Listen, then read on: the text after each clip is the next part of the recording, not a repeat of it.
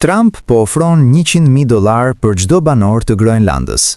Është një marrëveshje e shkëlqyer, sepse raketat e lëshuara nga Rusia fluturojnë mbi Arktik për 30 minuta përpara se të godasin Washingtonin. Por radarët në Groenlandën veriore mund t'i zbulojnë ato 15 deri në 25 minuta më parë, duke i dhënë SBA-s kohë kritike për t'i kapur. Vera e vitit 2027 parashikohet të jetë vera e parë pa akull në Arktik, e cila do të hapë rrugë të reja detare, duke shkurtuar mijëra kilometra nga tregtia globale.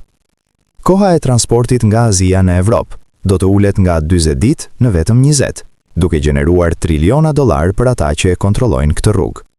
Së fundmi, Groenlanda ndodhet mbi rezerva masive të mineraleve të rralla të tokës, të përdorura për prodhimin e lazereve, raketave, automjeteve elektrike dhe magneteve satelitore.